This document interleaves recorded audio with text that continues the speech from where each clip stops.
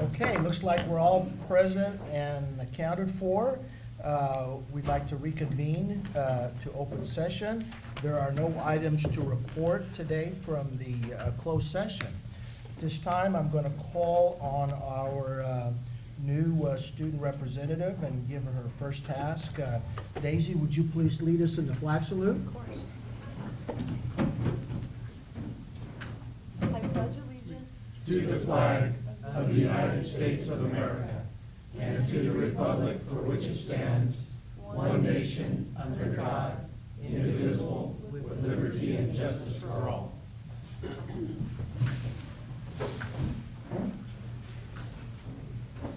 Okay, so we're going to have Stan administer the oath of office to Daisy Beltran. So Daisy, if you would come around, please, and take your spot right here alongside me. Just as a way of reminding the board, when we met in January at retreat, you might recall that we reported to you that there would be a change in our College of the Sequoias student board trustee for the second half of the academic year. Our former student trustee, Brissa, you'll remember, did a great job, but in scheduling her courses for the second semester, she had a scheduling conflict with the ability to be able to maintain her enrollment in the student leadership program and other courses that were required for her transfer. So by the Student Senate's constitution and bylaws, the student representative to the board needs to be a member of that class, so Brissa was unable to continue. So they have gone through their process to select their replacement, and it's my privilege this evening to introduce Daisy Beltran, who will be our rep for the second semester. So now, Daisy, I'm going to issue you your oath of office, so you need to raise your right hand and repeat after me. I, and then state your name. I, Daisy Beltran, Do solemnly swear do solemnly swear that I will support and defend that I will support and defend the Constitution of the United States the Constitution of the United States and the Constitution of the State of California and the Constitution of the State of California against all enemies, against all enemies, foreign and domestic. foreign and domestic, That I swear I will bear true faith that I swear I will bear true faith and allegiance to the Constitution and allegiance to the Constitution of the United States of the United States and the Constitution of the State of California. and the Constitution of the State of California, That I take this obligation freely, that I take this obligation freely without any mental reservation without any mental reservation or purpose of evasion. or purpose of evasion, And that I will and that I will well and faithfully discharge well and faithfully discharge the duties upon which I am about to enter. the duties upon which I am about to enter. Congratulations, and welcome to the board.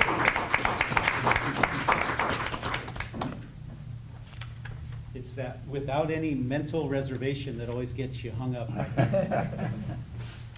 Okay, well, very good. Welcome, welcome to the board, and I hope it's enjoyable for you. Thank you.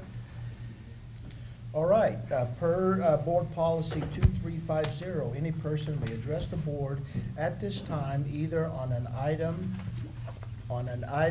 agenda item or other matters of interest to the public that are within the subject matter jurisdiction of the board. A maximum of 5 minutes is allowed for each speaker with a maximum time of 15 minutes per item unless otherwise extended by the board. So, public comments concerning items on the agenda. None today. Public comments concerning items not on the agenda. None as well. All right, we will move on to board and executive staff reports. Starting off with Daisy, do you have anything to Yes, report on I do. today? Yes. Great. Okay, so hello everyone, my name is Daisy Beltran. I am the new student trustee. I was appointed because Brissa, the former trustee, had a conflict with her schedule, so she could not make it. Student Senate also appointed a new commissioner of records as well as a new commissioner of clubs. Everyone else in Student Senate stayed status quo. Moving on to events, Club Social. Student Senate hosted Club Social on Thursday, February 9th. It was a kickoff for club involvement, and it gave clubs a chance to get to know one another. It was great. Club Rush. Student Senate will be hosting Club Rush on Thursday, February 16th. It's a great chance for clubs to recruit new members, and it gives them a chance to raise money for their clubs by selling food items of their choice. Moving on to changes on campus. Remodeling the coffee court. So Student Senate is working with Zach, who's the food services manager. He's working to remodel the student services patio area next to the coffee court. Student Senate is in discussion of making a financial contribution to the furniture in the patio area for the district. The coffee court should be opening in the beginning of April. It's going to be a soft opening. Healthier food choices are being implemented on campus. Zach, the food services manager, is staying on top of it. Also in food services, students have been discussing how there should be a stronger marketing effort to get the word out about the food options on campus. Many people don't know about the weekly specials we have here. So we feel that showcasing the great improvement in the food services would be great, and it would bring more people in. So therefore, we really feel that there needs to be an improvement in the marketing effort to get the word out, basically. In other news, I want to bring up AB 1995, otherwise known as the Homeless Student Shower Bill. AB 1995 was a bill that was approved and to be implemented January 1st, 2017. And students of COS would like to know what the timeline of implementation would be in our district. So we would just want to be informed about that. Other than that, we have the National Leadership Advocacy Conference. 2 students have been selected to attend the National Leadership Advocacy Conference in Washington, D.C., and they should be going to that in mid-March. And that is all. Great.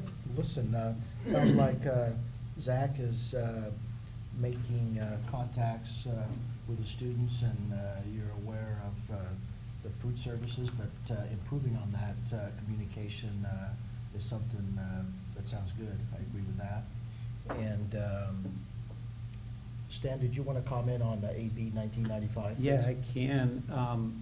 If you would, Daisy, ask Debbie Douglas to let us know if we can make some time on the next agenda for Student Senate. We were required first with regard to the shower access for homeless students. We were required first to develop an administrative procedure for that. And so we have drafted that and completed that process now.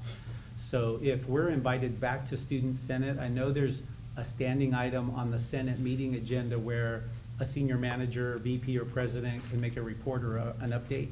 If you would let us know that that standing item is on the agenda, we can come in and give you guys an update on that. We can give you a copy of what that written procedure is, and we can make sure that you help educate those homeless students who might need to be accessing it.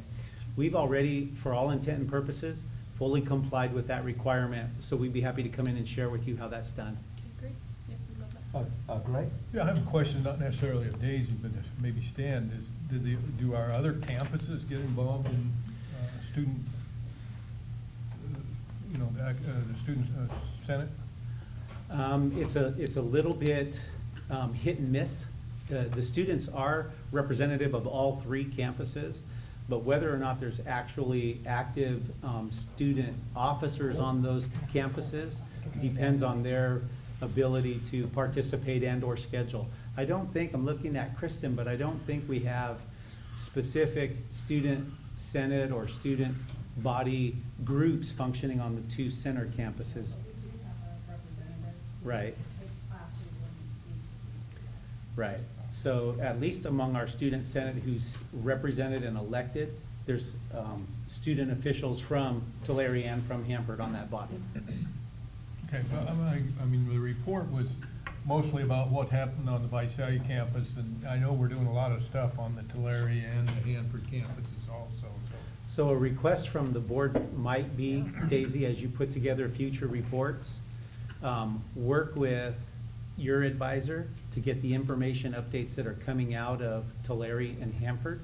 And it'd be really nice to include those, Okay. so that way the board members know that those students from Hanford are bringing that information forward. Okay, I would definitely. Be great. John? I'd like to ask Daisy if you'd talk about yourself for a second.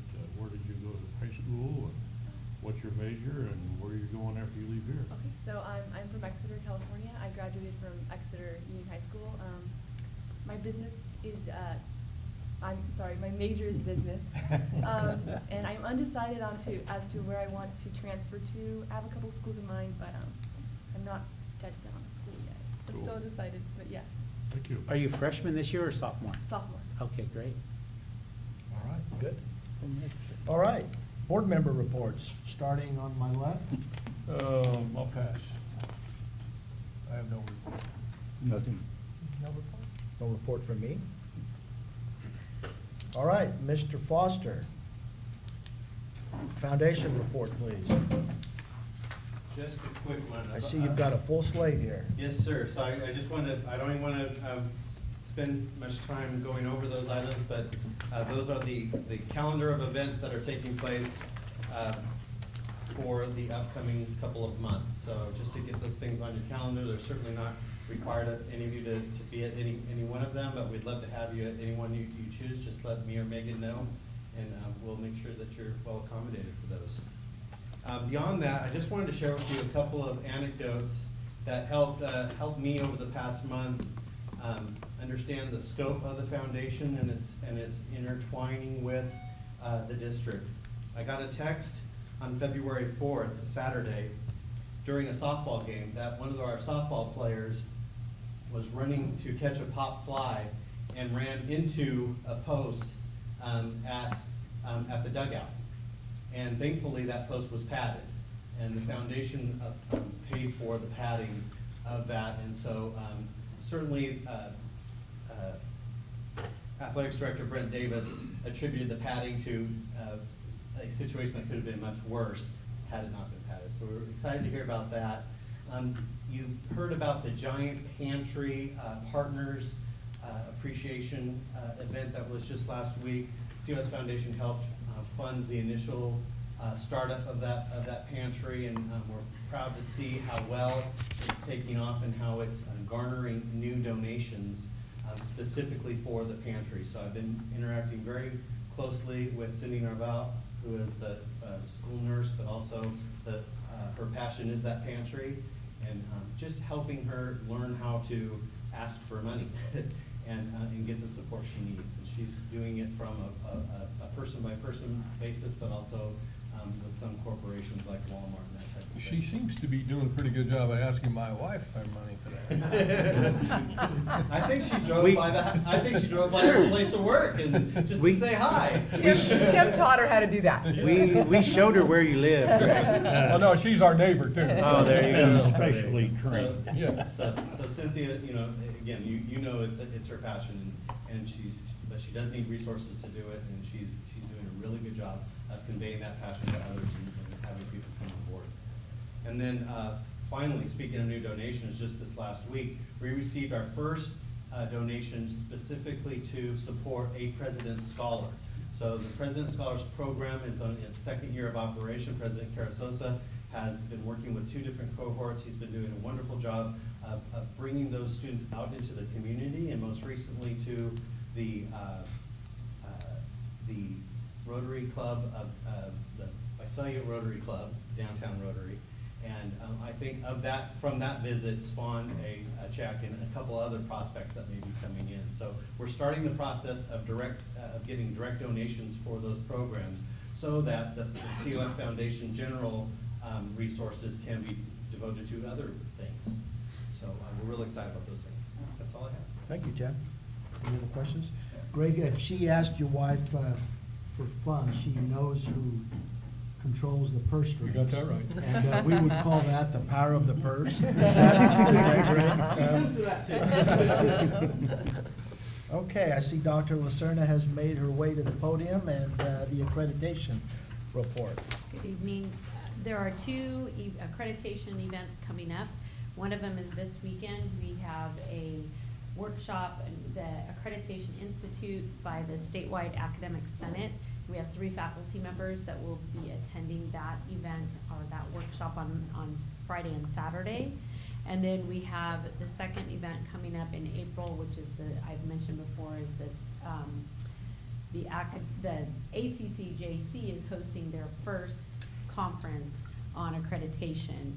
And actually, they're focusing on on student learning and how accreditation helps support institutes. There is a trustee workshop the first day of the event, and I will bring a flyer for you guys at the next meeting, but, and I'll get you it's April, I don't have a calendar, 4th, 5th, that Wednesday of April, 4th, 5th, 6th, 7th, do you have your calendar? I'm sorry, I should have written the date down.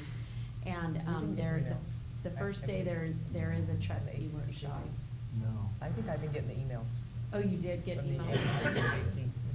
Okay. Is it April 5th, Stan? Which day A of the week? Wednesday? Wednesday. Yeah, Wednesday, April 5th. Yes, so there is a workshop for trustees on that day if any of you are interested in attending, and I can send you more information. There's also a CEO workshop, and then there's workshops for the accreditation liaison, and then numerous other workshops the rest of the week. So I can get that information out to you. And that is held where, That one's gonna be in Orange County. Yeah. So, but I will get that information to you right away, and they're just sending out initial invitations to that meeting. And so I don't have like an official flyer yet, but I will get it to you. Okay. And so those are the 2 workshops that are happening this semester for accreditation. All right, any questions? I would say that maybe we should have a discussion as to whether one or more trustees should attend that conference, and maybe we can discuss that once we get finalization on exactly what's going to transpire. So Okay. something we should consider anyway, I think. Did we turn the air conditioner on now? Oh, now you're cold? Yeah. You want it on or off? Well, I saw you put your coat on. Okay. All right, well, we're hard to please. It's too hot, it's too cold. All right, so we'll move on to superintendent's report.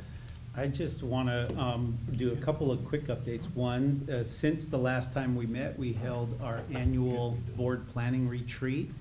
We were together for a couple of days on the Tulare campus. I want to thank the board for attendance at the retreat, especially thank you to staff. I know vice presidents had deans prepare and directors to come and share information. The board expressed great appreciation for that. Also, just wanted to point out to board members that every year when we hold that retreat, especially in the last few years now, it has served to be kind of the seed bed for planning to begin. You'll see some of that reflected on not only tonight's agenda, but the upcoming board meeting agendas, where things like the annual board priorities and committee work by board members and priority for expenditures are coming back to you now in the form of final recommendations as a result of having had that retreat time together. So thank you very much for that. A reminder that our upcoming meeting that we meet once a year jointly with Hanford Unified, or Hanford School District, Hanford High School District, and Hanford City Council is coming up the 21st of February, and our joint meeting will be in Hanford, so we'll get all the details to you, but have that date and time on your calendar. And then the last thing I wanted to do with my time this evening was defer a little bit of it to our Vice President, Christine Staton. One of the things we talked about during retreat, and we were preparing to agendize for you, was the various options for considering refinancing of our general obligation bonds for the purpose of perhaps saving some taxpayer dollars. And we had a whole timeline laid out, and it's been altered a little bit now based on a January 1st, 2017 change in the law. So I'm gonna let Christine explain that to you. That way you'll know why it's gonna take us a little bit longer to bring those proposals before the board to consider refinancing. Okay, there was a Senate bill that went into effect January 1st, and it requires a debt issuance and management policy to be adopted by the board. and to be in place for the district. We knew that that had gone in. What I didn't know was, and my plans, it's actually, we have it drafted, my plan was to bring it the same night that we brought the resolution for the board to issue the debt. It turns out that that has to be in place 30 days prior before any issuance. So we are now starting it's about a 2-month process to get it through our governance system, and then we'll just postpone the activity for a couple months probably as we work through that. So didn't realize that that was required, and just working on that right now. Okay, well, good. Well, it Makes just sense. came to light, and so we're not acting hastily. Right, Yeah. right. Okay, well, thank you for that information. All right, on to item 7, reports. Dr. Trimble is present and has a report. At the last meeting, the Academic Senate approved a new position, CTE Faculty Liaison position. This is a position that has been advocated by the state, and we had assigned it to a committee, and they came back to the Senate. And this person would be the liaison between the CTE organizations at the state level to local. They also would help us place faculty on statewide committees related to the CTE programs.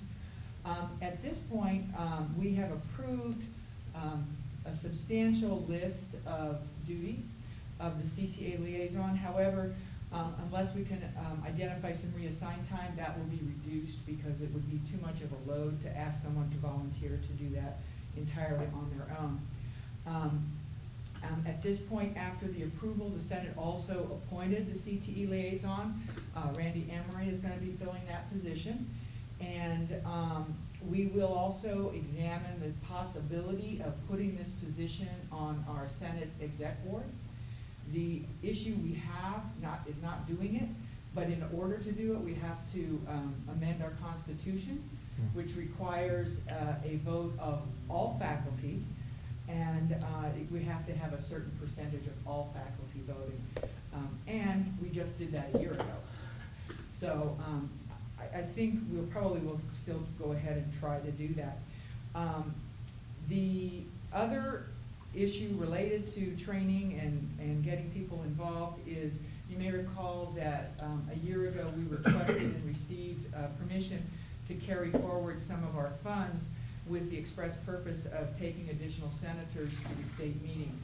In the fall, we took a counselor to the meetings, and in this spring meeting, we'll have 3 additional senators attending.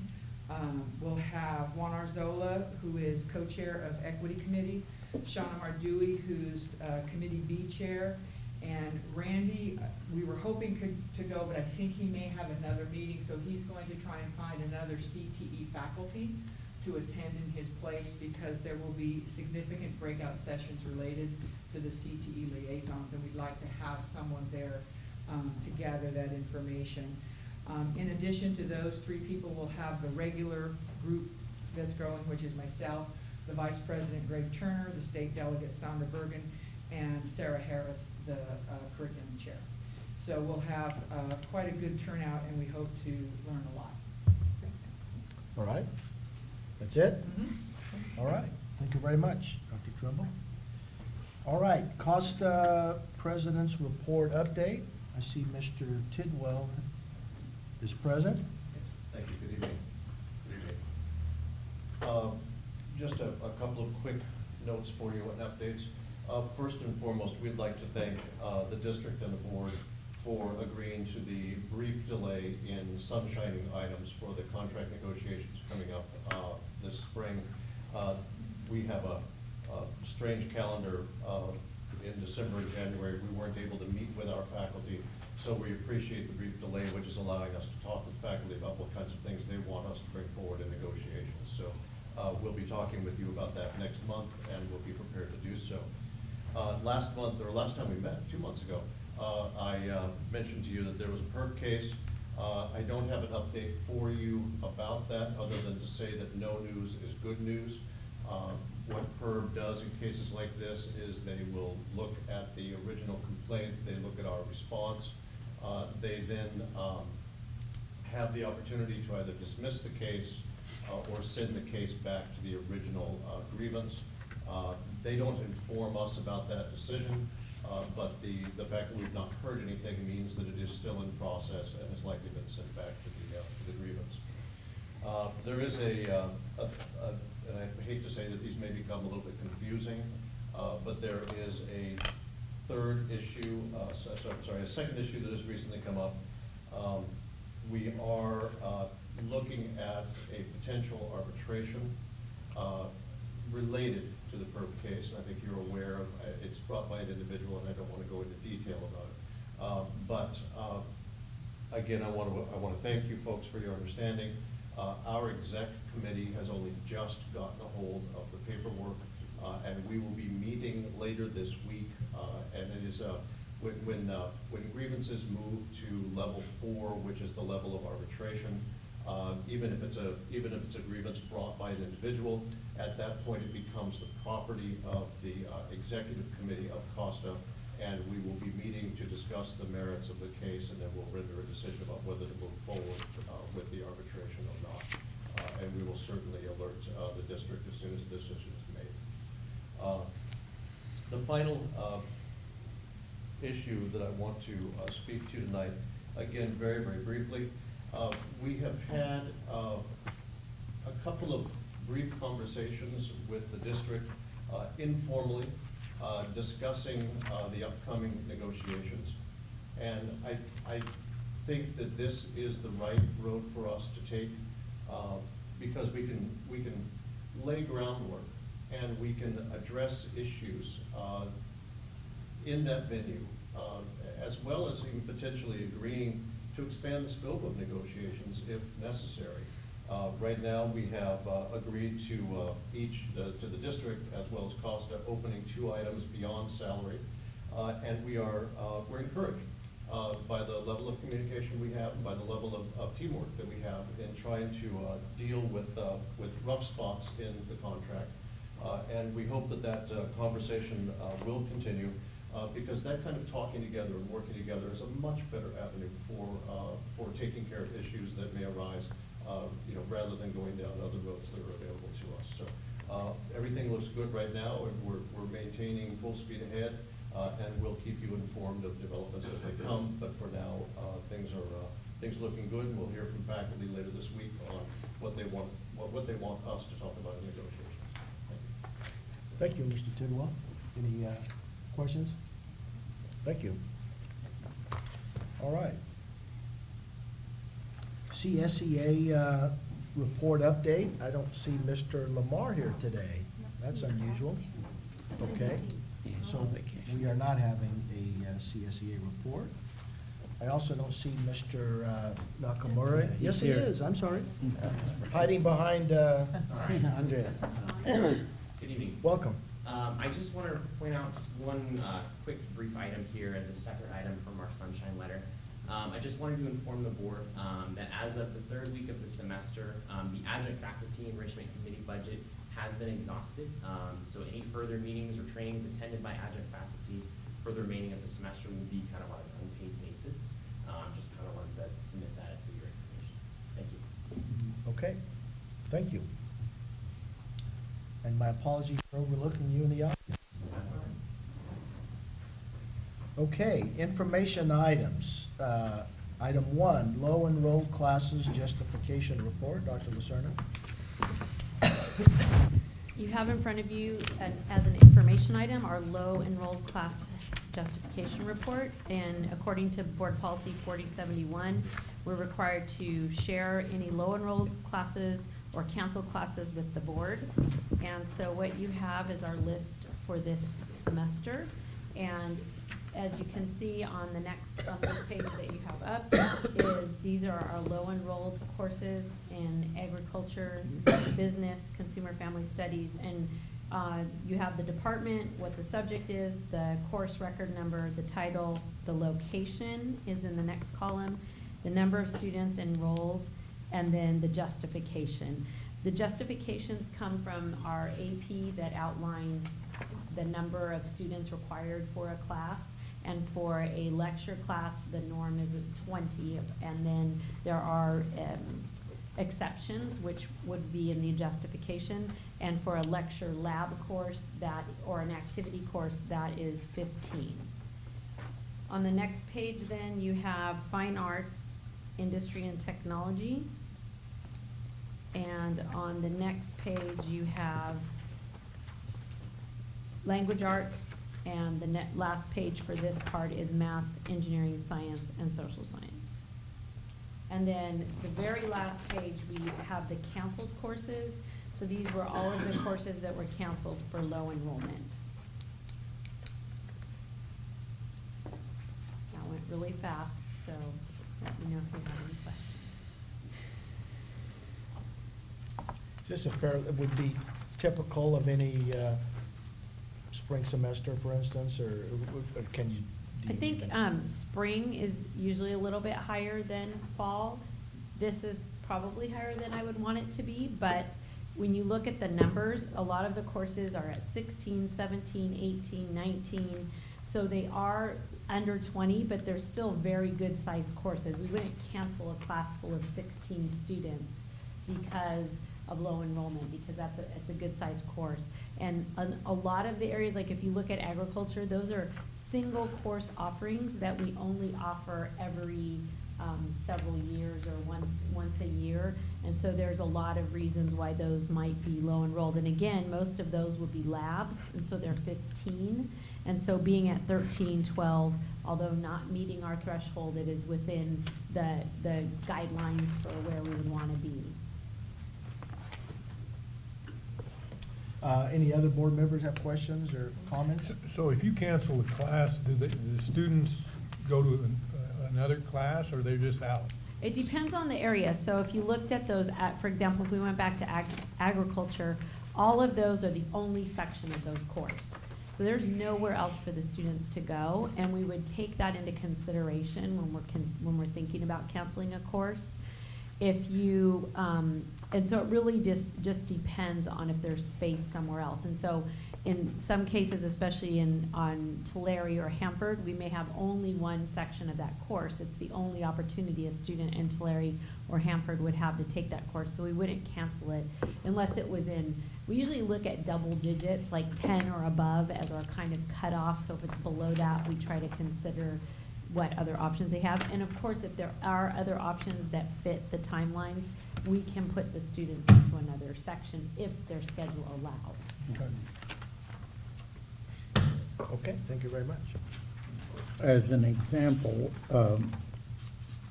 many classes have many more than required enrollment, so it's kind of offsetting a little bit for the That does lower. offset it, because we have math classes that are traditionally 40 and they're in the 50s and 60s. We have large lecture classes in social science and in our Ponderosa building and in our cinema arts in the theater that are very large classes that we receive more apportionment for, and those do offset these low enrolled courses. All right, thank you. Thank you. Next item on the agenda is the quarterly update, budget accountability. Christine? Good evening. We bring you quarterly updates for our budget, just to keep you informed of what's happening with our district budget. We do this in November, February, and May, so even though it feels like I do this really often. Yeah, just felt like I remember this report last year. Yeah. So our first one is really a budget update, where we are now. And if you look at what's before you, the unrestricted numbers are on the left, the restricted budget is on the right. Sometimes we track the unrestricted a little more closely than the restricted, because the restricted is always going to balance. They cannot overspend their funds there. But basically, it shows you what you saw last time in January and what has changed now. And then all the variances are detailed to the right. Another way that I like to look at it is to actually see what's happened each month. And that data is below.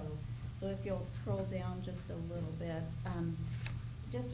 so you can see here, top left, final adopted budget surplus was 637,000. And then there's some movement, and you have to actually scroll on down and then come back up. But any change that hits the budget is listed here. So if anyone ever has questions about what comprises something, it is listed here. We don't go into fine detail, but the majors are listed and the totals.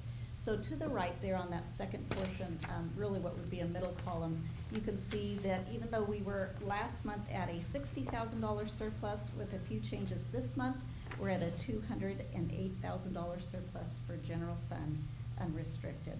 And you can see the components of the change there, but I'll actually share them in a little more detail as you scroll down.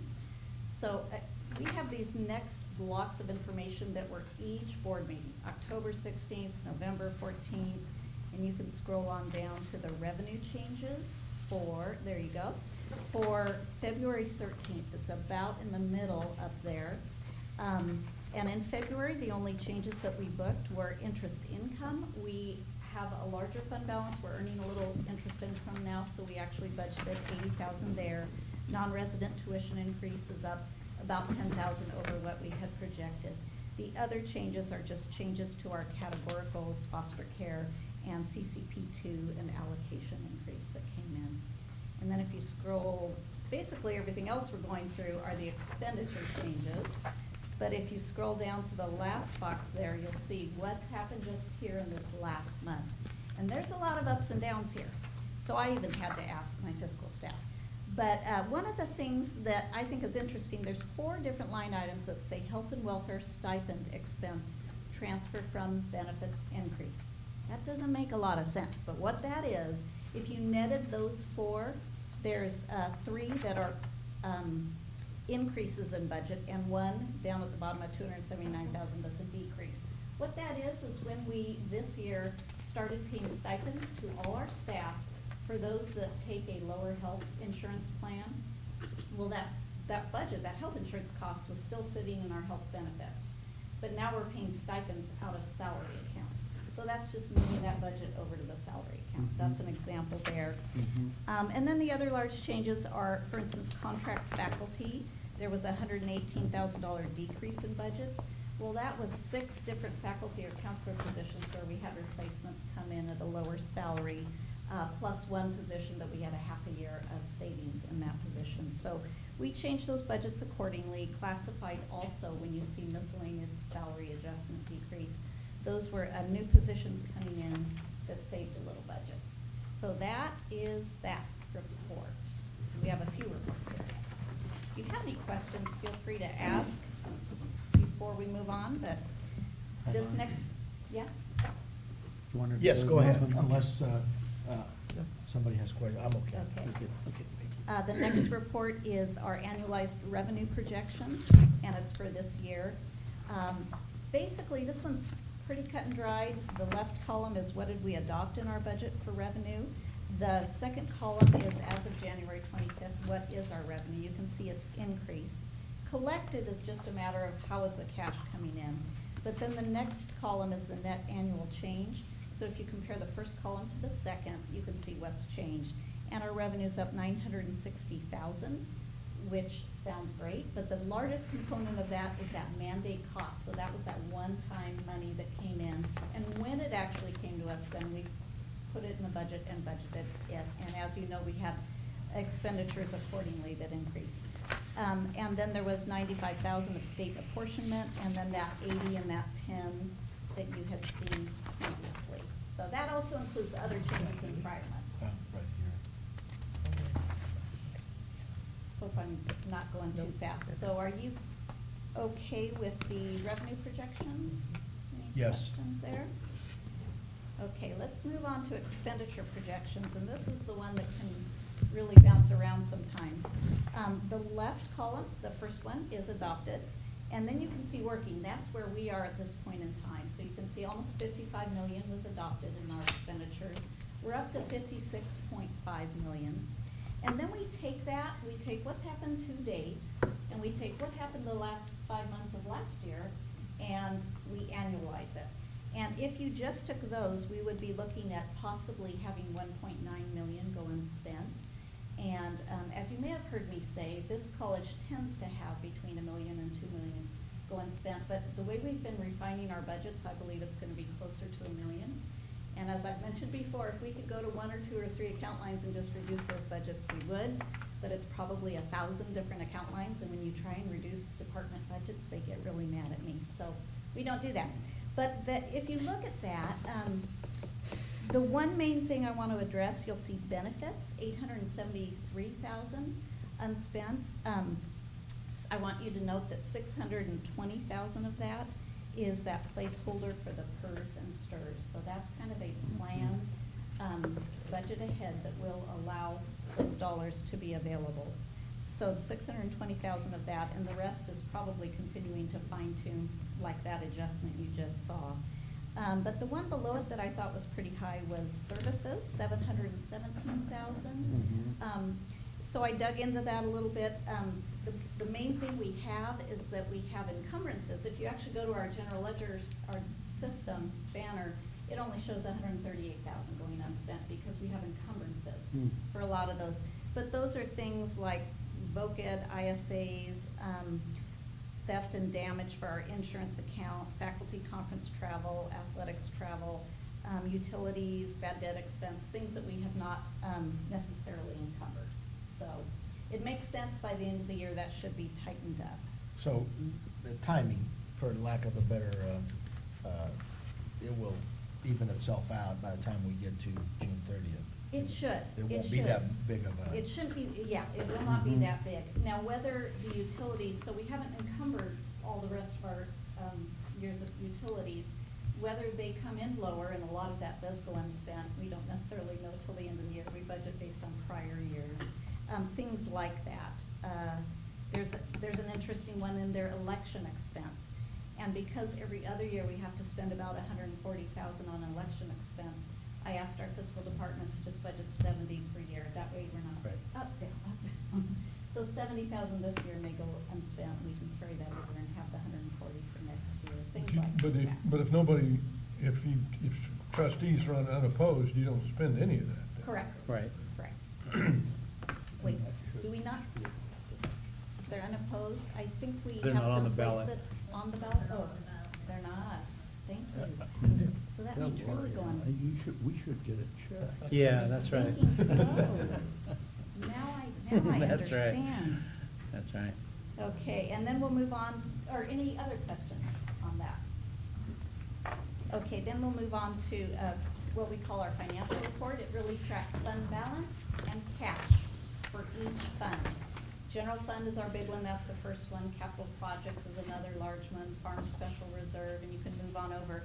I'll just tell you a few items of note. Under general fund, we started the year with $16.8 million in fund balance. We're pretty high right now, but we do not project that. At the end of the year, we're at about 19, but we project about 12. Likewise, if you go to the bottom there, let's see, one slot lower, yeah, we have 20 million in cash, but we will probably not be there at the end of the year. Capital projects, you'll note that the ending fund balance in 16, at this point, December 31st, 2016, compared to the prior year, was up 3.2 million. A lot of that was moving those various one-time funds in for projects, one of which is the quad pavilion in Hanford and the pool renovation and things like that. Farm special reserve is down by about 472,000, just from this point this year to this point last year. But we have expended some money toward our almond crop there. The other one, Linwood Reserve, I thought you might like to see this. We're actually up $1 million from this time last year. You might recall that we had a plan that when we could issue those final Tulare bonds, pay off the bond anticipation note, we could also pay back Linwood Reserve for that Corcoran commitment. So that's that $1 million coming back in there. One last one that Linda might want me to share, banked leave. We had 862,000 this time last year, and we only have 8,000 this year. She was afraid you might be concerned, but our auditors, Vavrinic, Trine, Day and Company, worked with us to really tighten up this accounting and say, yes, we have cash in there because it's our bank leave, But we also have a corresponding liability, and they asked us to book that liability as such. So it just shows more liability, less fund balance. So that's, farm is up just a bit, so it's been a good year for them, and that's some of the highlights there. Any other questions on that? If I were to look at the beginning general fund balance, and maybe this is a question that Mr. Williams could answer, Dan. The beginning, July 1 general fund balance, 16,833,000. Would I be able to identify that number on the audited financial statement? And so Mr. Williams can maybe think about that. I can look as well, because what they do in here is we have our government-wide, they basically take our financial data and then they do all these conversion entries to what is considered a financial presentation that's similar to what. Correct. So there were things that the audit may book or unbook Yeah, that so are I not have to part of actually these, look, so. but in But our- is that the number that when we compute the percentage of fund balance, you know, the 20% or in reserve, is that based on, is that number that we're looking at? It absolutely should be. I have not actually audited that number right there. and Okay, Nor I did I go understand. back to our All right, reports. I don't want to I put don't you know that you on the have spot and the tell me, recollection. but that's something you can think about. Yeah, okay. I think at this point you I don't mean answered audit like you did, to but my I satisfaction. usually take a minute and check those to our financials, to our financials. I didn't check the beginning balance No problem. there. Okay. Any other questions? Okay. I believe that you're also next on the agenda with this time the quarterly 311Q, second quarter. Yeah, so that was our in-house quarterly report to you. This is what we report to the state, and it's our second quarter. And it is for the period ending December 31st, 2016. And it's pretty much summary numbers. But if you scroll down, it asks for unrestricted general fund. That's what we're reporting. It asks for the actual from the last 2 years, so you can kind of see the trend of the growth in revenues, unrestricted general fund revenues, and also in expenditures. If you look back at 15-16, the second column from the right, you'll see 60.5 million in revenues, and then here we are in this year with 56.5. That difference is that 4.9 million of one-time mandate cost reimbursement that came in last year that we did not have this year. So likewise, the expenditures were a little higher, but a lot of those were actually transfers out to move that money out. This is one of my, I think I've answered my question, your fund balance, because I had 12 million in my mind. So I think that 16 million is both unrestricted and restricted. And the 12.8, which is what we use to calculate our reserve for the state when we talked about our 22% reserve. Right. Because the restricted fund balance we can't use, that's not for our Right. districts. Right. You know, it's for those specific programs. That's fine. So, anyway, there's that 12.8 million on our ending fund balance, which would be a projection for this year.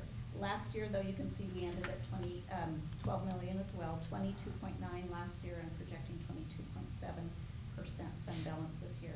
Annualized attendance FTES, that's what we had to report to the state. Just so you know, we built our budget for this year on 9,410. So the number that we annualized for the year is up by 225. So that's revenue we have not built into our budget yet, but we'll do so as we're building next year's budget. So, and then as you go on down, we have our cash again, that 20 million. And then we just analyze kind of the year-to-date actuals compared to our budget. And then at the lower portion, section 5 has the district settled in the employee contracts during this quarter. That was a quarter that we actually settled with SAPA. And then we show the salary expense for the portion of this year, the full year next year. We show the related benefits, expenses, statutory benefits, not healthcare in this case. And then, section 6, did the district have significant events for the quarter? We didn't have any. And section 7, does the district have significant fiscal problems that must be addressed? And the answer is no. So that is our report to the state. All right, any questions? Thank you very much. Okay. You're also up next on item 4. Okay. And I would probably be remiss if I didn't say that this is the most exciting part of the meeting today. The presentation of the 2015-16 audit report. I was gonna say something sarcastic. Just let us imagine, John. Probably was exciting for me as well, and also for our visitors. So we'll leave and come back when you and Ken are done, okay? Okay, this is our 15-16 audit report, and they actually take quite a few months to audit the end of our year. We were formally closed by mid-September, and they audit through December, and then they wrap up the report and send it to the state, and it's usually about February before we can get you here. And Bill Williams is our partner from Radvernick, Dale, who has overseen this, and I think he's gonna share some specifics regarding our audits this year. Thank you, board, again, for inviting me to come present your very exciting audit report here. You so well spoke of it. Not a whole lot of changes in 15-16 as far as your financial statements go. Remember in 14-15, we had Governmental Accounting Standard 68, which brought on your STRS and PERS portion, fair share of that unfunded pension liability at the state. That continues. I'll talk about that just a little bit. And as Christine mentioned as well, rates are going up even more. PERS just adjusted theirs a little while ago, so their projected increases have gone up again. I have not heard anything about STRS going up more, but depends on the markets and everything else. Like I said, I'll get into that in just a little bit, but the format of your report really has not changed. Glad to say there's no findings in the back of your report. Experienced board members will go there first, but you will find nothing, which is great. So again, your management's discussion and analysis is very easy to read. That's what it's meant to be. We work with, Linda helps us a lot. We have to think Linda, we really talk to Linda quite a bit when we're here. Financial aid staff as well, and the other staff that we have to deal with for our compliance testing. But on pages 5 through 11 is your management discussion and analysis. A lot of the figures here we get from Linda, we get from Christine, who looks through it and drafts a lot of the assumptions and financial highlights for the year. The tables in here, we pretty much drop those numbers in to make sure that they agree to the audited financial statements. So it's kind of a joint effort to get that section of the report, which is quite small, but it's quite a bit of work. Right behind that. Bill, can I just make a quick comment if you don't Sure, mind? go ahead. On page 6, just confirms Christine's analysis of the general fund balance at $12,629,000. Which I think Greg will be pleased that it represents approximately 22%.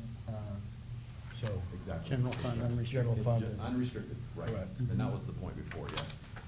The restricted general fund, if the money is not spent, that revenue is deferred, so you always end up with a zero fund balance. Once that deferred revenue is undeferred, it drops your fund balance and you start spending it again with the new revenues that come in. So that was the difference between the beginning fund balances there. Again, on page 12, this is your entity-wide financial statement. We wish the general fund had $46 million of cash sitting there, but they do not. So these are all of the operating funds in the district. So this would include the general fund cash, restricted general fund cash, capital project funds that have cash remaining in them from the bonds, or contributions from the general fund. So all of that is collapsed together, along with your fixed assets. Your OPEB trust, you have $6.7 million of net OPEB trust.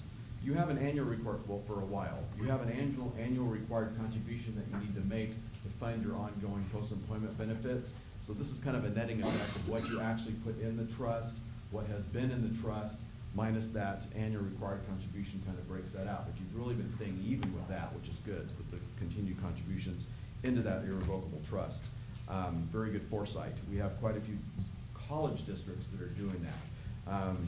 No school districts that I have done that, but the colleges have, most of them. So that was good. Unfortunately, when everybody initially put that money in there, the market tanked and everybody lost about half their money, but now it's come back. So everybody's sitting pretty once again.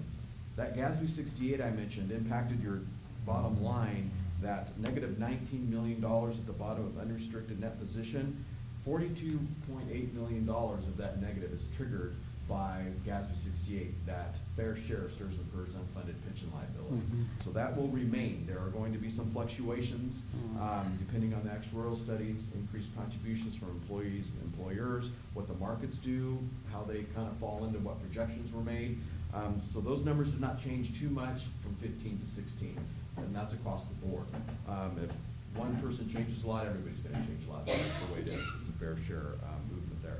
Bill, are those numbers provided by the state on an annual basis, or do we have to do calculations here? No, yeah, there's actuarial studies done, there's STRS and PERS audit reports that are done, and all of that information is put out there, and we have to kind of glean the information we need for you specifically. So they also give your fair share percentages for STRS and PERS separately. So there is testing that we have to do for your employees that pay into STRS and PERS to make sure that the STRS and PERS numbers match you, and that's statewide. So everybody that has STRS and PERS employees, your individual auditors have to do more testing now to test the data that the actuaries did, which doesn't make any sense because they have audits there to be covered. But last year, we found out it wasn't, so it was but it's rolling along pretty well. Like I said, there wasn't a huge fluctuation from this year to last year, but that big negative number does kind of startle people. But you would definitely be positive if it wasn't for that $46 million or $42 million hit because of that unfunded pension liability. OPEB, mentioning OPEB and your irrevocable trust, the OPEB calculations are changing too. It actually is hitting in 17-18, and if you think about your OPEB, the entire post-employment obligation did not come on your financial statements. It is being amortized over a 30-year period. So it has in the past been coming on a piece at a time and a piece at a time. There's a GASB coming out that's going to make you recognize the entire thing, and that's coming in 2 years. It didn't make sense to recognize all of your share of STRS and PERS where you're handling another pension obligation a different way. So they're bringing those two together so that they're going to be accounted for the same way. So that's going to be another hit. That one you have a little more control over because you can contribute into that irrevocable trust to drop that obligation down if you have the funds to do it. STRS and PERS, you're just kind of stuck with it. Obviously, the key is budgeting those rate increases and communicating to the unions and staff and everyone else that, you know, $1 given now is going to cost a lot more in 10 years than it would have before this impact of this unfunded pension liability hit these rate increases. So that's one thing, obviously, to keep in mind, and we know your staff is very aware of that and on top of it. So regarding your debt on page 40, it is one of the largest ones we have. It's just about hitting a full page, so we have a few more bond issuances left to go here, and we'll fill the page up. Not too much happened this year. You did issue Series D to Larry right in the middle there under the additions column, $3.7 million. That paid off the ban that was issued, kind of that bridge financing there. So you'll see third row from the bottom, the Tulare ban was paid off. We've got a zero ending balance there. The solar lease is being booked as that project is going on. We only booked what was spent because your lease payable is going to change. So once that project is done and the financing is all done, which it may be, I'm not 100% sure this year, that will start being paid down as well. The other additions, again, remember, those aren't new bond issuance. That is the accrued interest on those bonds. It's the type of bonds that were issued.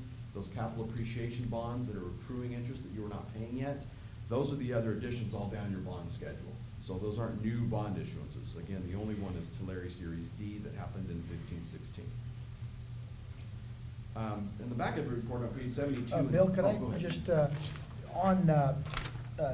this is a summary, and it, you know, it shows us the beginning balance and the ending balance and so on and so forth. Now, on the following pages, I would, tell me is this the detailed breakdown of the various, because we start on page 41 and go through quite a few pages. Right. So is there a madness to how could you look at one of these, for instance? Right. And I know you can't some because I tried, but others I couldn't tie back. Yeah. And I'm kind of crazy that way, but. It's probably the capital appreciation bond. So if you do start on certificates of participation 2004, That's gonna be the very first payment schedule behind that summary on page 41. The remainder of your bonds, going all the way down Hanford, Tulare, Visalia, you'll look down on page 41, there's just a summary of that debt with necessary disclosures we have to make, interest rates, when the maturity's due. The schedule starting on page 42 will start showing you the payment obligations on that summary for those bonds on 41. Okay, And so then I it didn't- continues on down. So the bonds are gonna go quite a long time before you would even hit, for instance, the Capital Lease Solar Project is the second to last. It's the first debt issuance after the bond. That payment schedule is going to be back on page 50. So all the way from 41 to 50 is all the bond payment schedule. Yeah. So, the only ones that really change a lot are the capital appreciation bonds. Again, because every year, there's interest that's accrued on those and it's booked as a liability, so those get a little difficult to follow. Those are ratcheting up each year, and some may be maturing as well, but all the other ones that haven't matured, their liability is increasing on those, which is why you Right, see an right. addition across the board there. Yeah, well, quite a few of those, I noticed that there's actual, there's payments being made. Right. And the so- remaining ones are accruing, such as your Hanford Series A on page 40. We had $183,000 of accrued interest, added $182,615, but you also had $245,000 that matured. The Right. accretion went up, it equals $245 now, and it's been paid off. So you've got both things happening. A series of bonds maturing, Right. and then you've got the Right. rest of them that have not matured yet, that the interest is accruing on. Bill, would it be fair to say that of the total on page 40, that other than the certificates of participation, the 2.9 million, or 2.8 now, and the Cop at the top. the lease, Yeah, The the lease lease, payable, the solar lease, that's all that's left.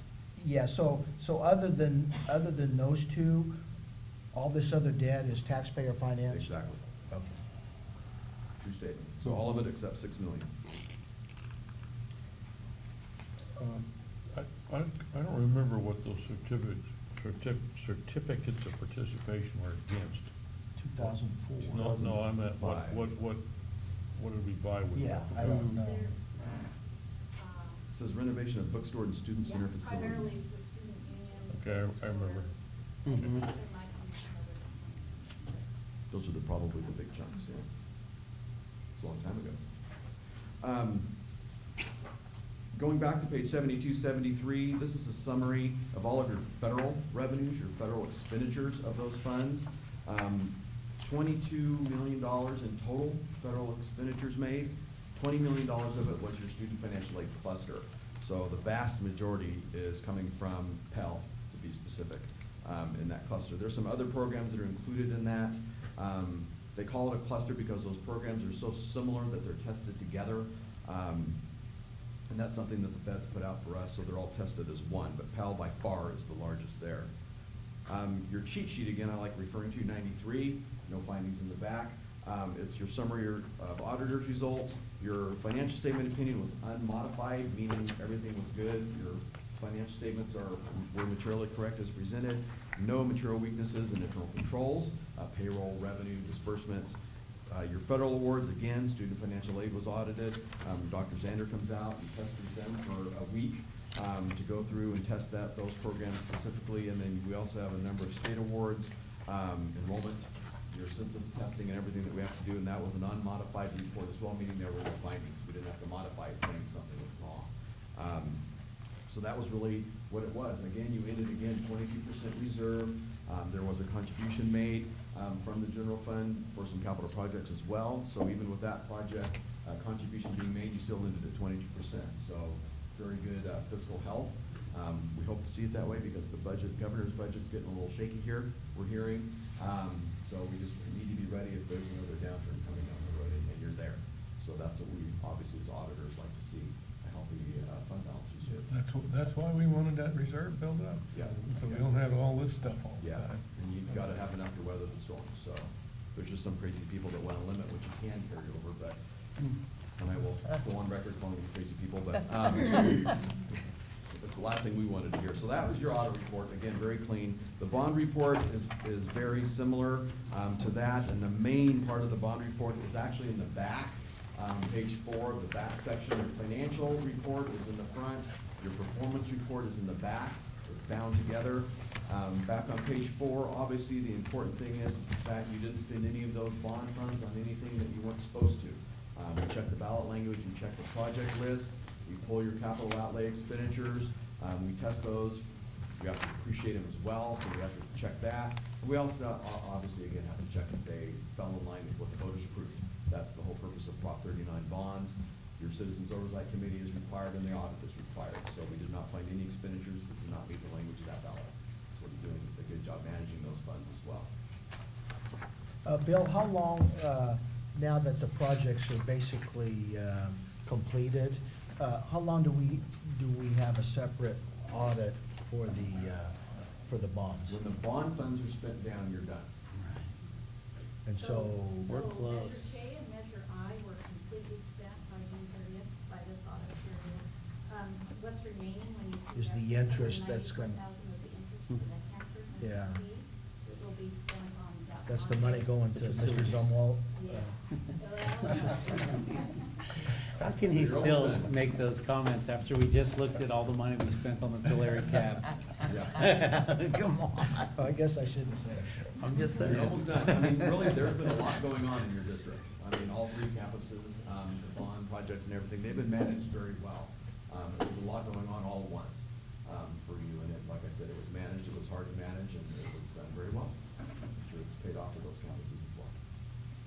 So bond was very good too. All right. Thank you. Any other questions? Good? Thank you All right, very thank you very much. Good job. Staff, good job. That's, goes to the staff when we don't have any recommendations. That's a testament to the work that they do, and I'll tell you what, I'm familiar with that because that doesn't happen everywhere. Didn't used to happen here either. Yeah. All right, very good. If I can find my agenda. That completes our information agenda, and so we will move to the consent calendar under item 9. All items listed on the consent calendar are considered routine and will be enacted by one motion. An item may be removed from the consent calendar at the request of any member of the Board of Trustees or any person in the audience and considered as a separate agenda item. With that, do we have any items on the consent calendar that anyone would like to pull? Apparently not. So, I move we approve. Second. have a motion and a second for approval of the consent calendar. Is there any further discussion? All those in favor signify by saying aye. Aye. Opposed? Consent calendar is approved. So now we will move on to action items, number 10, and Dr. Lucerna. This is the curriculum report that has been approved by the college, the College-wide Curriculum Committee and the Academic Senate. Your first page is modified courses. These are all here for their review or update. And so on the first page, you see you have Administration of Justice, American Sign Language, Health and Wellness, and Computer ICT. The second page, you have 3 more modifications for interdisciplinary studies, math, and philosophy. And then we have several deletions for courses that are no longer being taught in agriculture, INT, and on the last page, sociology and SSCI. So our recommendation is that board approve these this curriculum. So moved. Second. We have a motion and a second for approval of the curriculum, new, modified, and deleted. Any further discussion? If not, all those in favor signify by saying aye. Aye. Opposed? Motion carried. Board policies. Mr. Carrizosa. Okay, we have 5 board policies before you this evening for a second reading and the opportunity for the board to consider final action to adopt these. I'll just briefly remind you, we've covered them all in a first reading in a little bit more detail. But the first two you see, BP 2200 and then BP 2715, come from the series related directly to duties and responsibilities for the Board of Trustees. You might remember that we added some more clear wording in those board policies to reflect what would be the most compliant with accreditation standards, in this case, Standard 4 governance in those areas. So while the BPs and APs are strong as they currently exist, they're going to be stronger with this additional language. And this came from our accreditation work group and the work we're doing right now on preparing for our next self-study. And then the last three all come from the series in student services. And you can take a quick look. You'll be reminded that the first one, 5010, helps us define admissions and clarify the district's procedure for admissions. And then the remaining two, I think, are pretty minor changes. One was just a review and a change in the heading on 5015, and then on board policy 5020 or 5020, some new language that allows us to be compliant with new section of the education code regarding students' movement in and out, non-resident tuition and movement in and out of the state. We'll answer any questions the board has. Questions, anyone? Do we have a motion? We take them all at once? Mhm. Yes, please. Make a motion, we waive the second reading and approve all 5 board policies. I'll second. We have a motion and a second to waive the reading and approve the 5 board policies as reflected. Is there any additional discussion? All those in favor? Aye. Opposed? Motion carries. All right, thank you very much.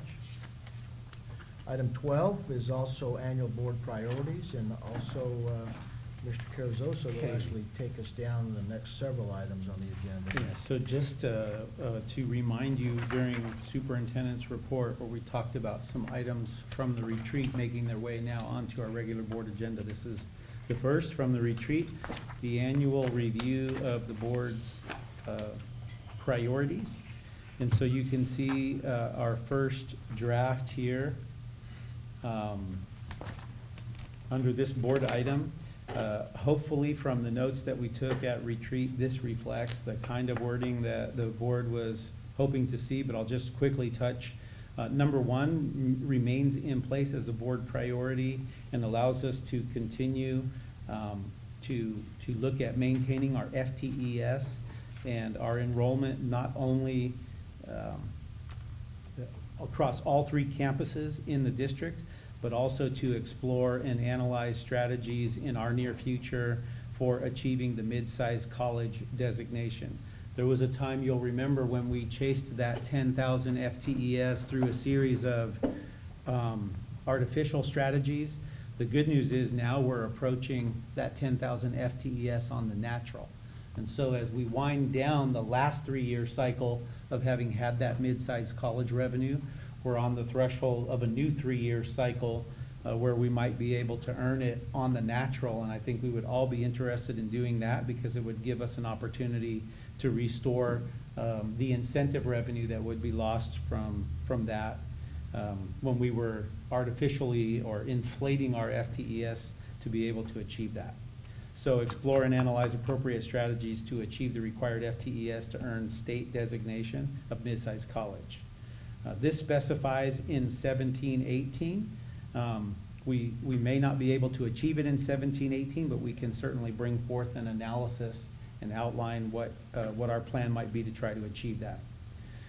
Number 2 deals with our College of the Sequoias Agriculture Program, and you'll remember this again was a prior board priority, and we were wanting to continue the efforts we had begun to vision future changes for the ag instructional program. And in this particular board priority, we were also looking at developing some sort of a formal recommendation for the suspended program in veterinary tech assistant certification. After discussion at the retreat, this priority has been adjusted to be worded as follows: to conduct an assessment/inventory and an analysis of the vet tech facilities, including options for possible alternative uses, and then present those findings to the COS Board of Trustees. So as we explore these avenues for whether or not we might ever be able to afford a veterinary tech certification program, as we kind of exhaust those avenues and don't find a viable possibility alongside that research, we want to also now just begin to assess and inventory the actual facility itself, the equipment. Some of it's permanent, some of it is removable, some can be liquidated, some can be modified. So we'll begin preparing that assessment based on this priority here. Number 4 is to ensure the fiscal stability. I think that's going to be an ongoing board priority for us. As Board Member Sherman said a while ago, we've been working hard on the reserve to avoid the roller coaster ride of the next recession. This would be to try to keep our fund reserve consistent with whatever the current state average is for community colleges. Right now, we have a placeholder in there at 20%. We'll update this with an actual calculated state average, assuming the board approves this priority wording as written. Number 5 deals with our bargaining, ongoing commitment to labor and bargaining relations, continue to support the overall best interests of our COS vision and community college. In addition, this year it was the desire of the board to direct staff to develop a study of employee total compensation from comparable districts in our region. I think an analysis similar to what the board did for the position of superintendent and president, and that would help inform negotiations with our other labor groups by having that kind of data available. And then the final one we touched on earlier, but the board asked that we study options and present recommendations to refinance any of the eligible general obligation bonds that we currently hold for the purpose of providing annual cost savings to taxpayers. As Christine said earlier, once we get the policy in place and a 30-day period transpires, we'll be able to bring those recommendations to you. So we're open for any suggestions, feedback, input. These are your priorities drafted from the notes that I took at retreat, but we want these to say what you want them to say before you consider action to adopt. Okay, well, from my standpoint, these are consistent with our discussion and the changes that we made at the retreat, but I'll open it up for additional thoughts or comments. I concur that you captured it. Same. Me too. I guess just on number 2, I don't know the timeline on that. I know we've talked about it, but I don't know that it needs to be in there. I guess we revisit it next year, but it just doesn't state that. Say that again, Lori? You know, just timelines. I mean, I guess we know we want them all done in the next year, but they don't need to be specific in here, but I'm just wondering what that timeline would be. Might Are we be. hoping to get it? So that's a question. Yeah. In terms of bringing you back that study, Mhm, that analysis, that assessment, we can put a timeline in there. Our intent would be to do it at our earliest possible convenience and probably bring that to the board first for information, and then as a follow-up to that, any guidance the board gives us, we would then bring back subsequent action items. But my hope, Lori, would be to have that analysis to the board before we break for summer. Got it, okay. Well, I'm not, from my standpoint, I'm not sure we need to put a date No, certain we on don't need a there, date, but- no. Okay, so And we'll- I guess that's just. You just want to make sure it wasn't a 10-year deal. Yeah, and 6 follows, well, actually 5 also, which I know we'll need that soon, obviously, for negotiation Right, processes. right. but- Those will fall within the Yep, timeline of perfect. negotiations. So Okay. these are all gonna happen in the next year. And our intent, especially on an item like number 2, is to start on that immediately and try to have that. That's gonna be a little easier to do, because it's actually looking at the Yeah, facilities and yeah. the equipment. You're not That won't waiting have on the anything. nuances that the first attempt to study Exactly. did, Lori, so. Okay, perfect, thank you. Mhm. Okay, so I believe that we can take action on this. So moved. I move we adopt the I'll second. 6 board. Okay. Earl moves and Board Member Cardoza seconds for the approval of the 17-18 board priorities. Any additional discussion? All those in favor signify by saying aye. Aye. Opposed? Motion carries. All right, item 13, COS Subcommittee for Review of Faculty Sabbatical Proposals. Okay, thank you. This is actually the COS Board Subcommittee, and in our board bylaws and our BPs, the board has the ability, the discretion to appoint a subcommittee of its members to work on just about anything that you feel is important or of interest to you. We've had 2-member board subcommittees before help us on reviewing finance and on reviewing facilities recommendations. This, again, from our conversation at retreat, where you all as board members, or at least some of you who have been here long enough, reminisced a little bit about days gone by and what it felt like as a board to have sabbatical proposals presented. And I think in the context of our COS 2.0, you were hoping to do that as a board a little bit differently in the future. So having an actual board subcommittee of your members to have an opportunity to see and study and maybe ask for more information or develop questions and have those answered regarding the sabbatical proposals is a process that you were all interested in. And if that happens by a subgroup of the board prior to those coming to the board as a whole, then you have the opportunity to ask colleagues about the analysis that they've done. The other thing it helps us do as staff, both faculty and administration, is by having a subcommittee of a couple of you work on these together, it gives us a pretty clear signal of the kinds of things board members would value and look at. Because there's a broad range of what can be the highest priority for a paid leave. And at the end of the day, I think representing your board perspective and the community's perspective is going to be really important for us. So this item sets up the opportunity for you to be able to make that appointment, and then staff would begin to work with that committee. All right, well, I've given this a little bit of thought, and I think what I would like to do is ask or appoint Board Member Zumwalt and Board Member Cardoza if they would serve on this committee. I think the 2 of you bring a whole lot of experience from the board perspective, so if it's okay with the other board members, that's what I would prefer to do. Any other thoughts or It's fine. discussion? Fine with me, if they want to do it, I'd be happy to vote for it. Earl? You don't want to arm wrestle me for it, Craig? You'd still win, but. Okay, so if that being said, then I would entertain a motion to appoint Board Member Zumwalt and Board Member Cardoza to this committee. So moved. Second. We have a motion and a second. Is there any further discussion? If not, all those in favor, please signify by saying aye. Aye. Opposed? Motion carries. All right. You notice the first and the second came from the 2 that are not on it. Well, at least we voted yes. Mr. Carrizosa is going to substitute for Mr. Bratch on the next 2 items on the agenda. So with that, Mr. Carrizosa. Okay, thank you for the opportunity to engage in the beginning of the sunshining process with 2 of our labor groups this evening. First, item number 14 is a presentation of our district's reopeners and our sunshining of our district interests with regard to negotiations with COSAFA.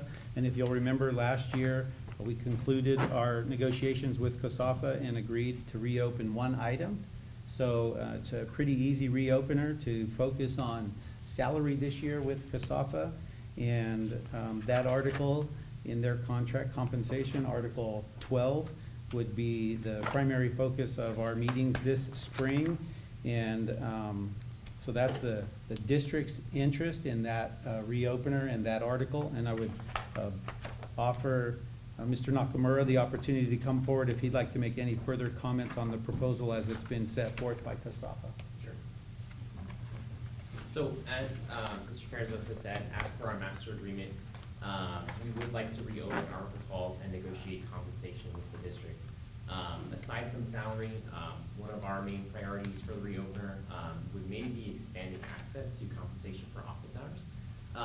I feel that regardless of full-time or part-time status, students expect to be able to speak with professors outside of the class via emails, via meeting in office hours to look at papers or go over math problems, all those kinds of things. And so we hope that increasing the budget will give expanded opportunities for students to take advantage of those instructors. I just really wanted to come forward and just kind of briefly say we look forward to working on this matter with the college in the coming months, and that we'd be interested in sitting down with the district on a formal basis to discuss issues and maybe foster a more collaborative environment. If the board has any questions for me, I'd be happy to entertain. We appreciate you being here. Okay. Thank you. Anybody else? Okay, very good. Thank you. Thank you once again. All right, with that, I would entertain a motion for the reopeners. Move to approve our presentation of reopeners for CASAFA. I'll second. Wait a minute, say it again? I make a motion, I make a motion. You moved to approve it. You meant accept. Accept. Yeah. To accept the presentation, and then remember what this does is it opens now the public window opportunity. Okay. So as we have these available to us now, they will be on public display for the next 30 days. They come back to the board again on March 13th, at which time we would hold a formal public hearing. So anybody who maybe has looked at these over the last month and has questions, they can come before the board. They can ask those questions of staff or CASAFA or the board. And then at the close of that public hearing, we would take action to commence with negotiations. So what Board Member Cardoza has motioned at this time is to accept these and begin to make them available for that public review. Okay. Very good. That's what I heard Lori say. Okay. We have a motion. I second it. And Greg seconds. So we have a motion to accept the reopener proposals with respect to CASAFA. Is there any additional questions or discussion? If not, please signify by saying aye. Aye. Opposed, same sign, motion carries. All right. Item 15. Okay, so our next one is the district. First, you see the district's sunshine proposal addressed to Steve Lamar, our association president for CSEA. And this year, just as a reminder, we are in full contract negotiations with CSEA. So it's the beginning of a successor agreement to the multi-year agreement that's expiring this year. All of the articles in the contract are open. You can see in the backup that Mr.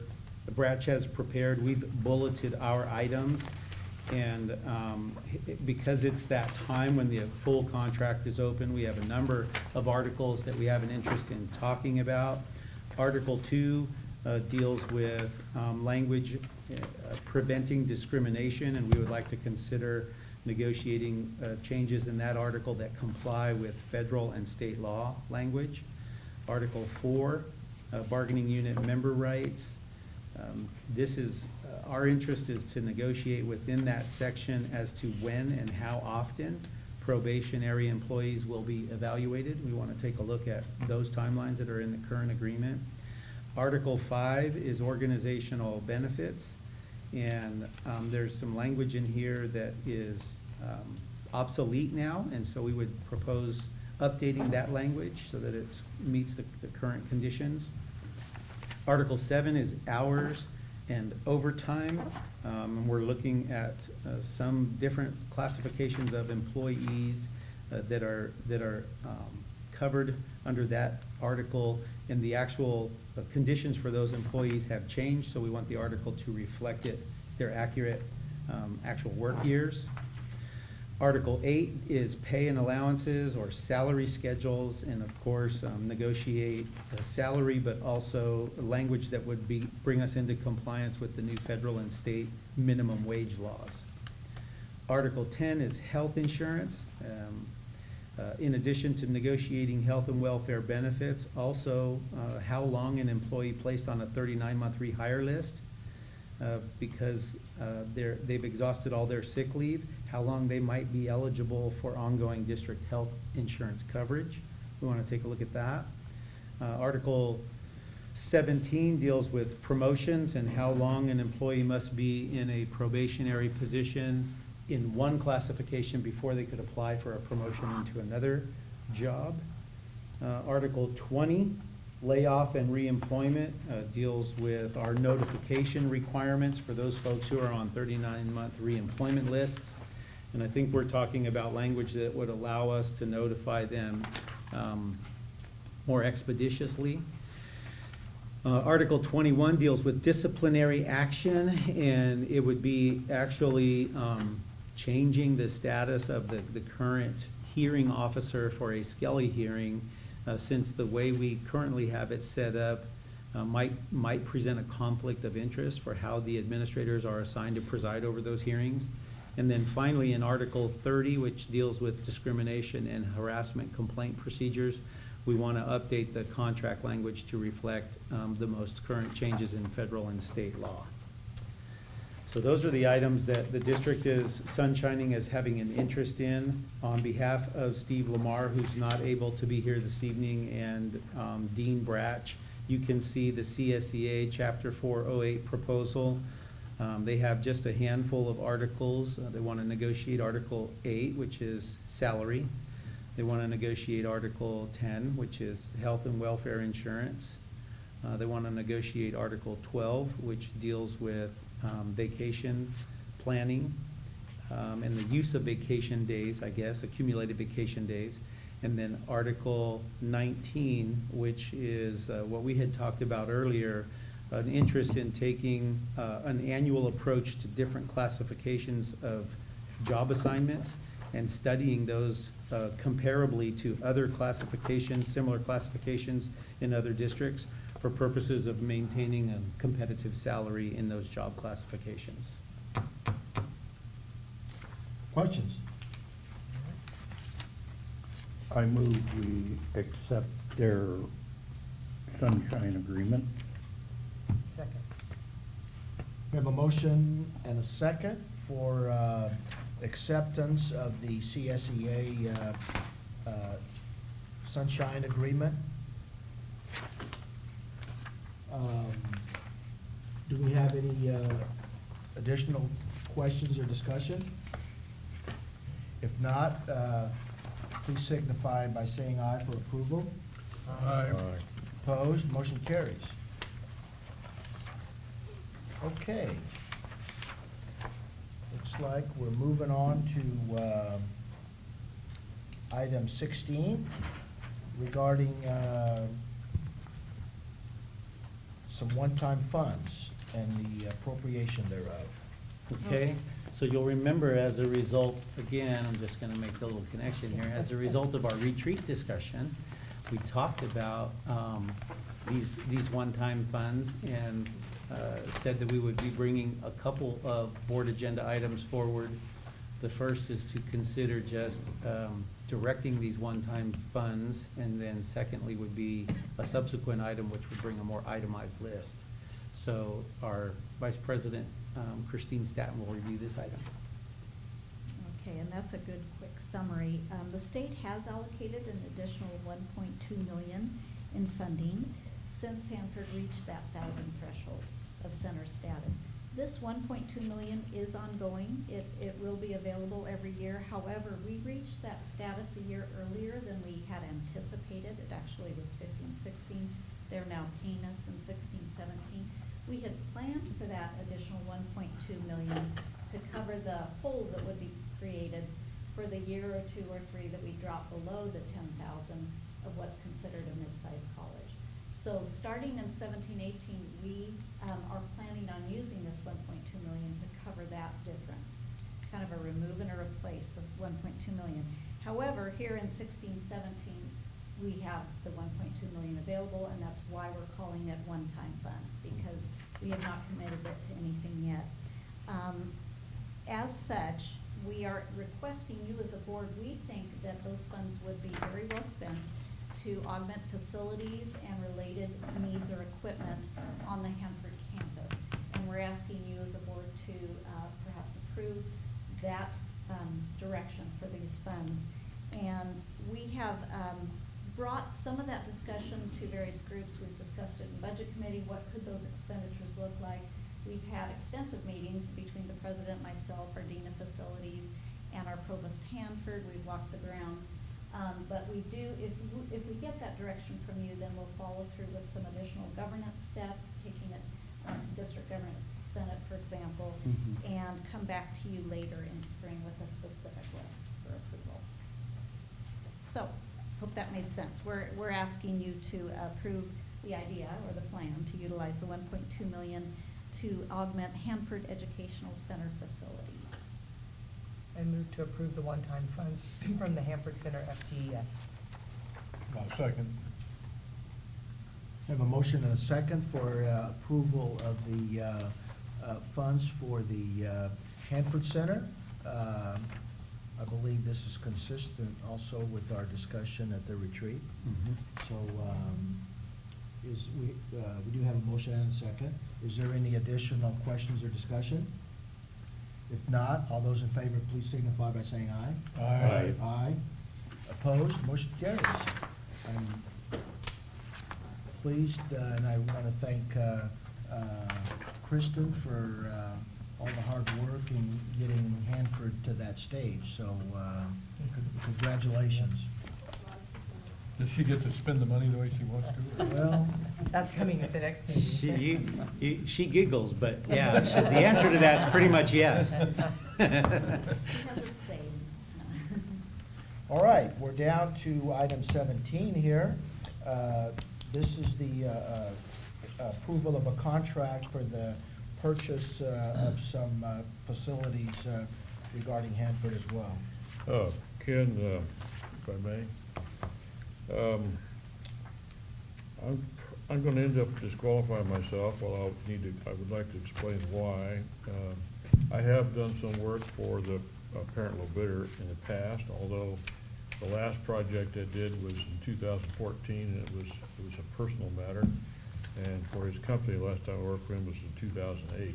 Both of those are long ago, that they don't constitute legally a conflict of interest. However, same time, my company is providing professional services both to County Kings and the city of Hanford in building some projects. On several of those projects, the parent low bidder here is also working on it. While I'm not working for him, therefore I don't have a conflict. However, part of my duties include some construction services and also reporting to my clients, in this case the city of the county, compliant to that contractor with some of that sort of thing. So whether I have a conflict or not, some people might think I do, and it's very important the board not have a perspective of that.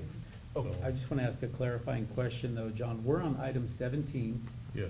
Which is the approval to purchase the building off the state Did I get ahead of myself? Just one Yeah. item, yeah. I think you made a great great statement, but you We're were ready one for the item next too one. soon. Approval contract. But when we get to it, we'll let you go. I thought you were in the business of portables now. I'm like, wait, I'm confused. Can we take it out of order? Yeah, so. if No, you- we'll remember what you All said. right, all right. Right, Lori? Yes. Okay. Okay. So this is on the piggyback bid, and then we would go to I the bid turned award. I turned two tabs at once, I can see that now. That's okay. So, our Dean of Facilities, Byron Woods, is sick today and could not make it here tonight, so I'll present the next two items. And this is to request your approval for a piggyback contract purchase of a modular building for the COS Hanford Educational Center modular expansion that we've been planning down there.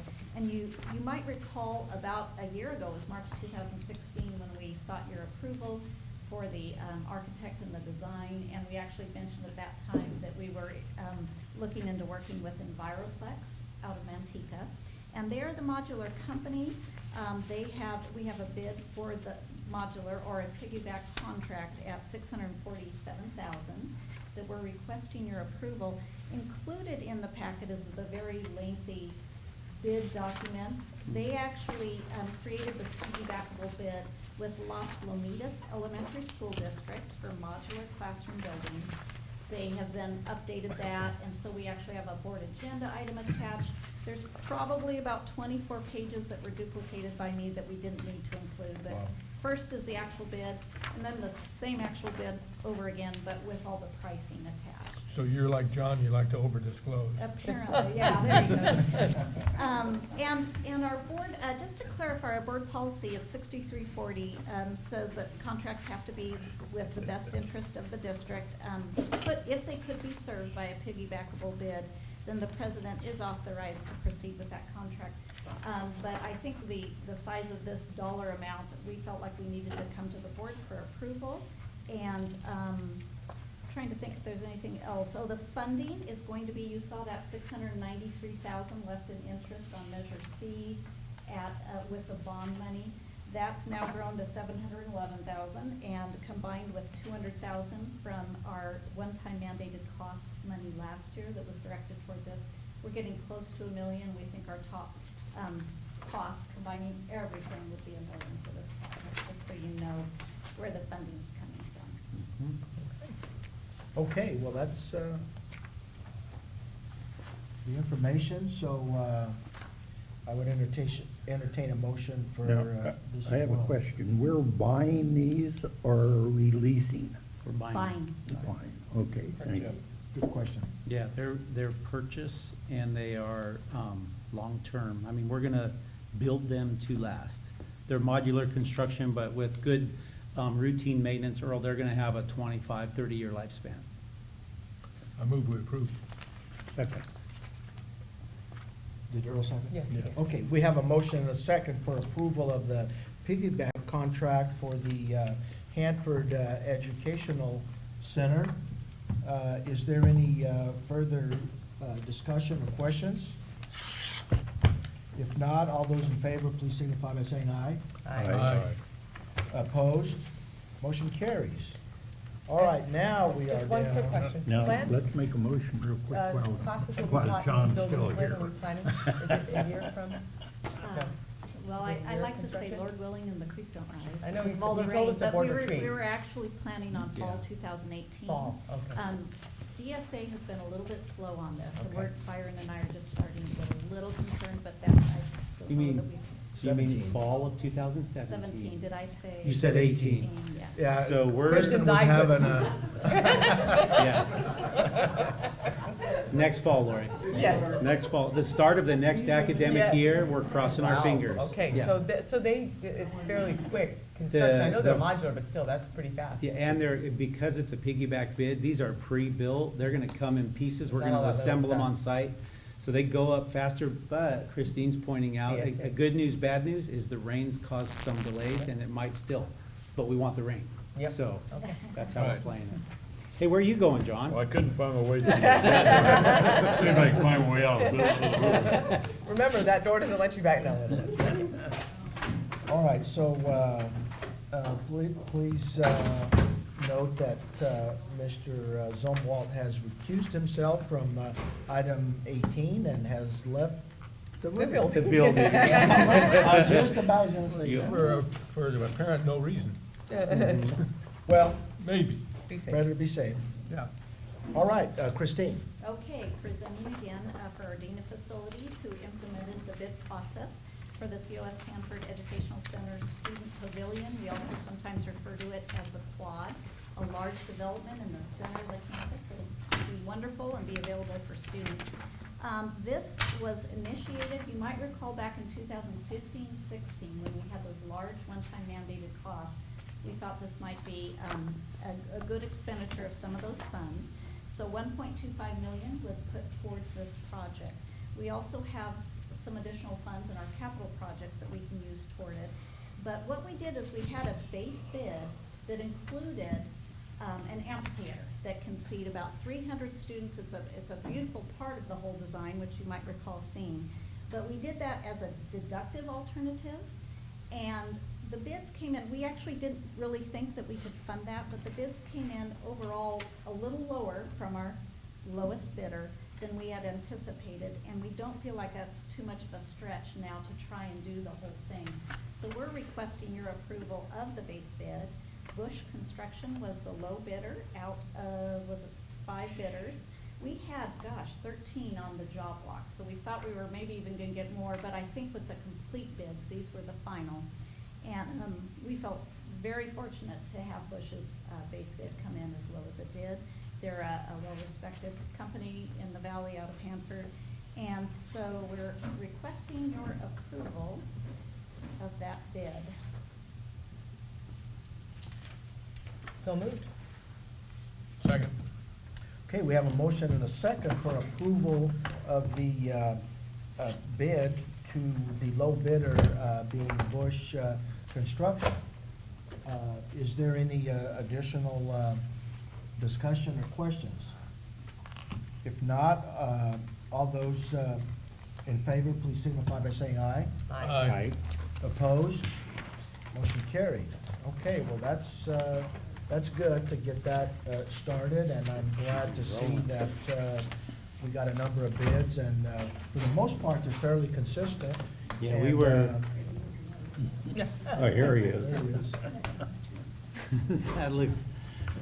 He's quick. All right, so, wow, that's the last item on the agenda, and looks like we went a little longer than the last 2 meetings, but I guess we didn't have a football game to move us Hurry along, on, but, too. looks like, The problem was, we had audit reports and people loved to talk about it. oh, All that money stuff, right? You know, I'm just gonna go home and trace the numbers from this report to that report to make sure. Okay, well, I've kept you here long enough, meeting is adjourned. I'd like to thank the board for their last 2 votes. The folks at Hanford will be very appreciative, I'm sure. Absolutely. Very good.